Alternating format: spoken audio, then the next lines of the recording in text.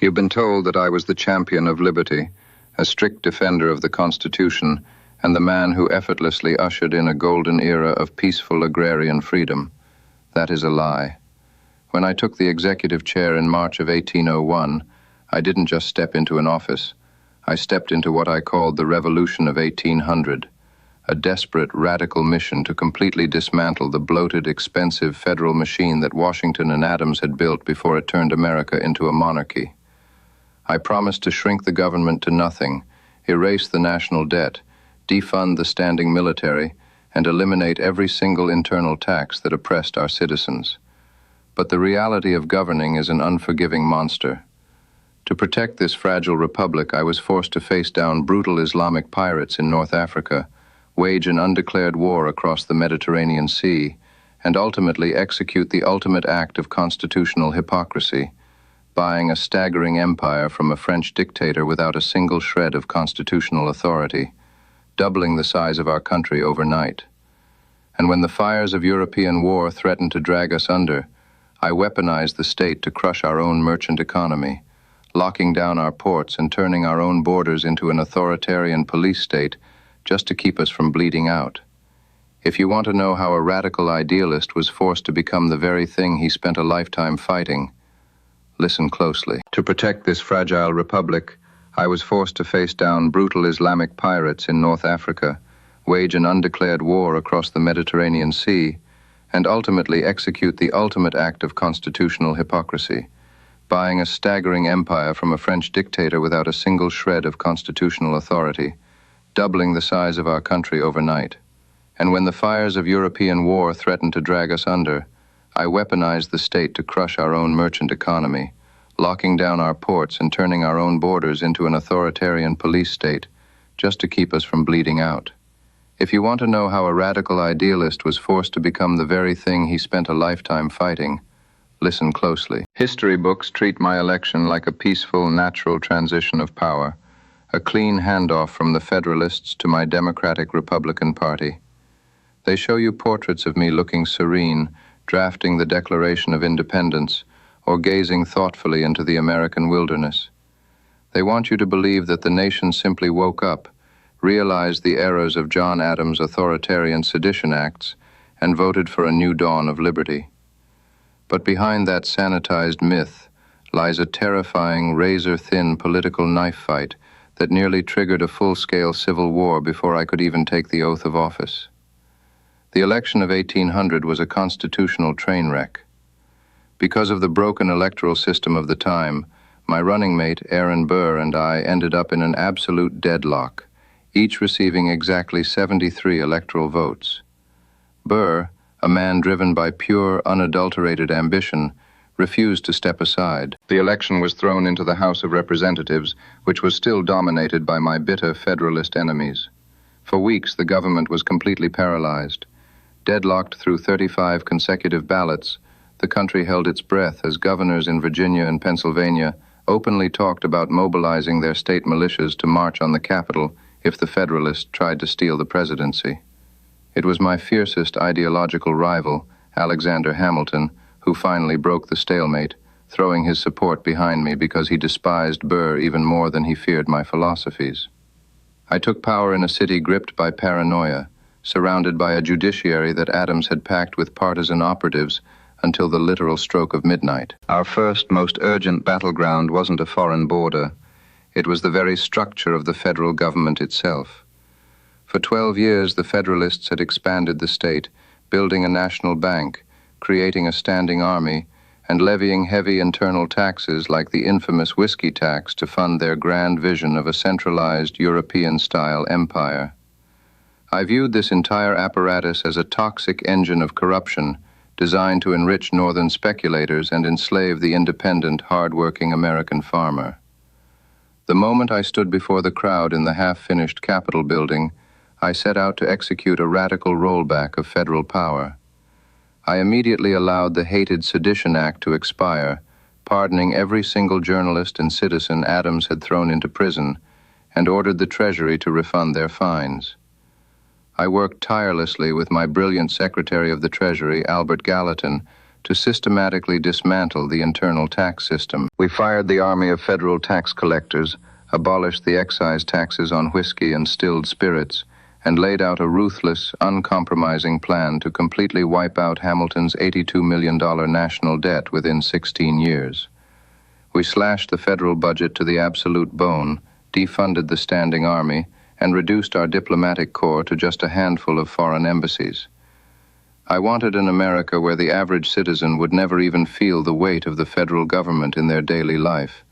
A decentralized republic driven entirely by commerce and agriculture. But while we were aggressively shrinking our defenses at home, a brutal, violent shadow was rising against us on the other side of the globe.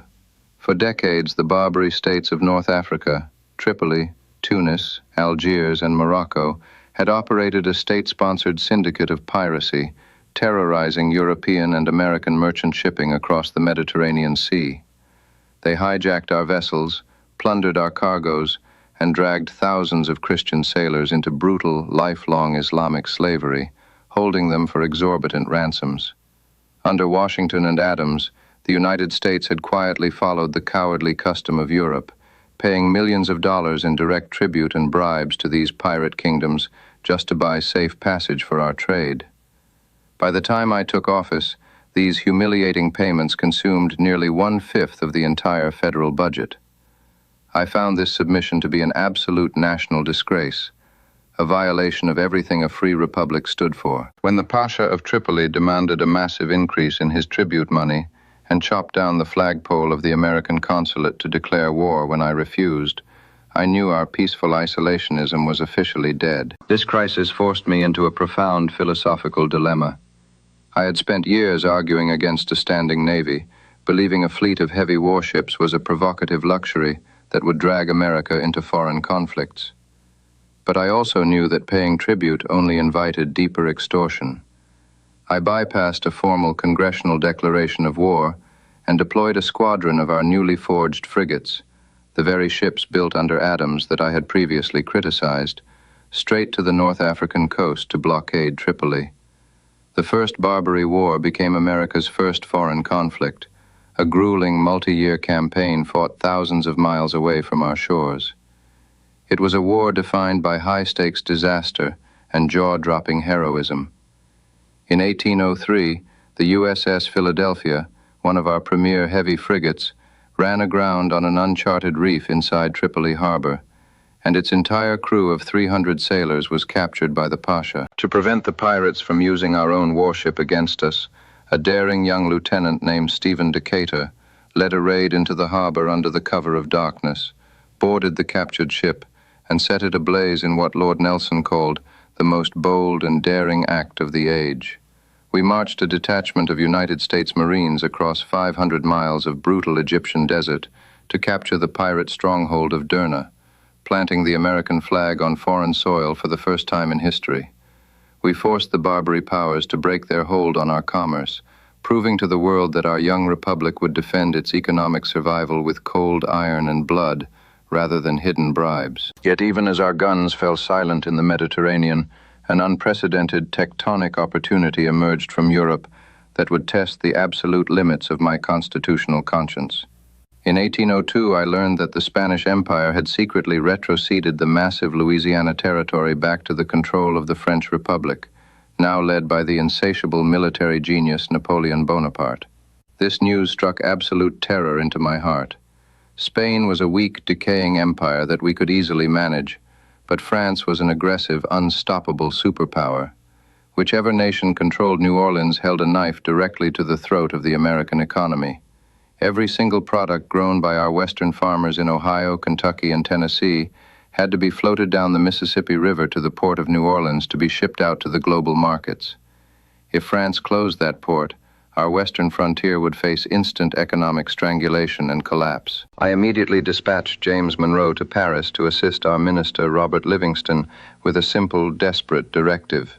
Offer Napoleon $10 million to purchase New Orleans and a sliver of Florida, just to secure our access to the sea. When Monroe arrived in Paris, he was met with a jaw-dropping, completely unexpected counteroffer from the French government. Napoleon's grand ambitions for a new world empire had just collapsed in a catastrophic, bloody slave revolt in the colony of Saint-Domingue, modern-day Haiti, where his army was utterly decimated by yellow fever and the ferocious resistance led by Toussaint Louverture. Drowning in debt and facing a looming total war against Great Britain, Napoleon decided to abandon his American designs entirely. His ministers looked at Monroe and Livingston and dropped a bombshell. France wouldn't just sell New Orleans, they wanted to sell the entire Louisiana territory, stretching from the Mississippi River all the way to the Rocky Mountains, encompassing over 828,000 square miles of uncharted wilderness. The price tag? $15 million. It was a mere 3 cents an acre for an empire that would double the geographic size of the United States overnight, removing our most dangerous European threat and securing an endless canvas for my vision of an agrarian republic of independent landowners. It was the greatest real estate deal in human history, but it presented me with a devastating, agonizing internal crisis. I was the champion of strict constructionism.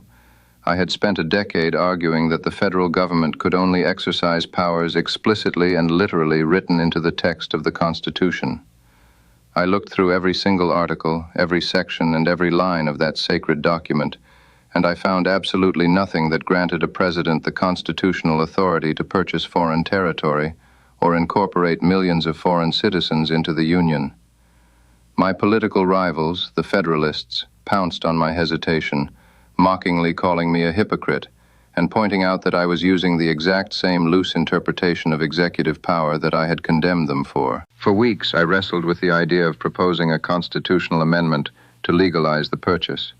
But Monroe and Livingston warned me that Napoleon was notoriously volatile and might change his mind at any second if we delayed.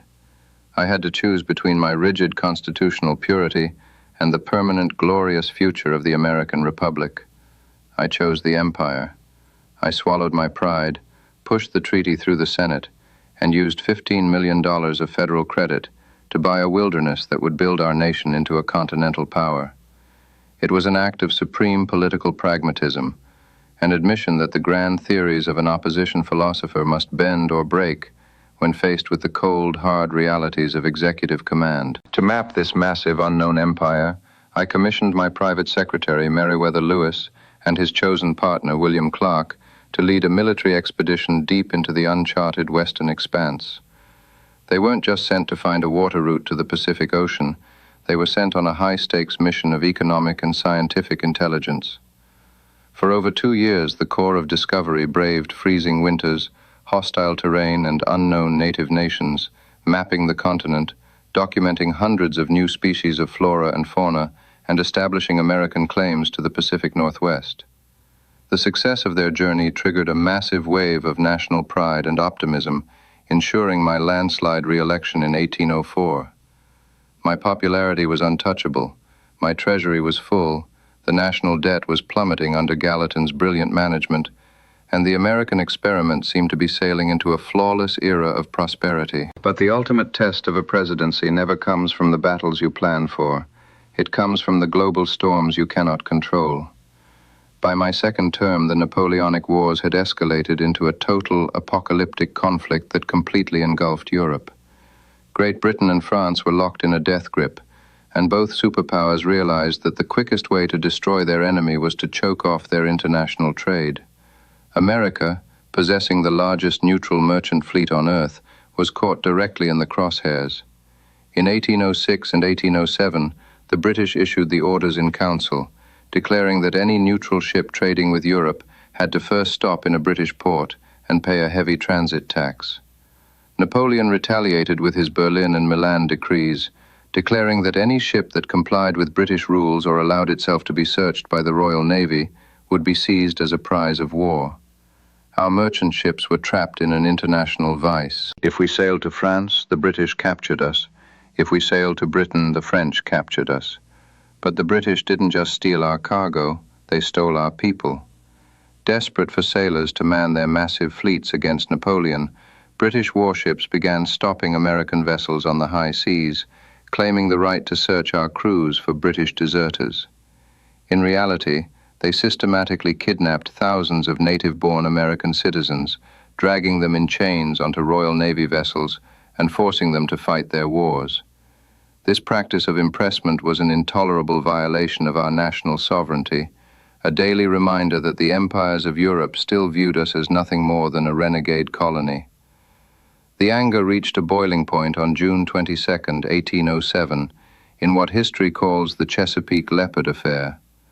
A British warship, the HMS Leopard, intercepted an American naval frigate, the USS Chesapeake, just off the coast of Virginia. When the American captain refused to allow the British to search his crew, the Leopard opened fire without warning, unleashing 3 devastating broadsides that splintered the hull, killed 3 American sailors, wounded 18 others, and forced the crippled ship to strike its colors. The British boarded our national warship, dragged off 4 sailors, and left the Chesapeake to limp back to port in disgrace. The nation went into an absolute frenzy of rage. Not since the Revolutionary War had the American public been so completely unified in their demand for blood. If I had walked down to Congress and asked for a declaration of war against Great Britain, it would have been granted within an hour. But I knew with absolute certainty that war would be complete suicide for our republic. Because I had spent 6 years dismantling our standing military and slashing our naval budgets to pay off the national debt, we had absolutely no way to fight the British Empire. Our army was a skeleton force, and our navy possessed a handful of frigates against the Royal Navy's 1,000 warships. I faced an agonizing, impossible dilemma. We could not submit to the humiliation of impressment, but we could not survive the destruction of a total war. I resolved to find a third way, a radical experiment in international relations that I called peaceful coercion. I believed that the nations of Europe were so utterly dependent on American agricultural exports, our grain, our cotton, and our tobacco, that if we completely cut off their supply, we could starve their economies until they were forced to respect our neutral rights without us ever firing a single shot. This culminated in the passage of the catastrophic Embargo Act of December 1807. The Embargo Act was a sweeping, unprecedented exercise of federal power that went far beyond anything Alexander Hamilton or John Adams had ever dared to dream. It didn't just restrict trade, it laid down an absolute total ban on all American ships departing from our ports for any foreign destination on Earth. We completely walled ourselves off from the global economy. The result of this peaceful coercion was an absolute self-inflicted economic disaster that nearly tore the country apart. I had predicted that our embargo would bring Great Britain and France to their knees. Instead, it brought America to its knees. The economies of Europe barely felt the sting as they quickly turned to new markets in South America. But inside the United States, the effects were immediate, brutal, and devastating. Overnight, the bustling shipping ports of New England, New York, and Philadelphia became silent, decaying ghost towns. Ships rotted at their wharves, warehouses filled with unsellable goods, and tens of thousands of sailors, dock workers, merchants, and clerks were plunged into instant unemployment and bankruptcy. Farmers in the South and West saw the value of their crops plummet to near zero, as mountains of cotton and tobacco accumulated on plantations with nowhere to go. Our national exports plummeted from $108 million in 1807 to a pathetic $22 million in 1808. Customs duties, the very revenue source that Gallatin relied on to fund the government and erase the national debt, completely dried up, plunging our treasury into a massive deficit. But the true tragedy of the embargo wasn't just the economic ruin. It was the terrifying authoritarian measures I was forced to use to enforce it. The fiercely independent merchants of New England, whose livelihoods were being systematically destroyed by their own government, openly defied the law. A massive, widespread smuggling ring erupted along the Canadian border and through the coastal islands. Armed smugglers transported goods across Lake Champlain, fought battles against federal officials, and openly defied my executive orders. Enraged by this resistance and desperate to prove that my experiment could work, I was forced to weaponize the exact same federal power that I had spent my life condemning. I pushed Congress to pass a series of increasingly brutal enforcement acts that shattered every principle of civil liberty I had ever written. I authorized federal customs collectors to seize any vessel or cargo based on mere suspicion, without a warrant or a single shred of evidence.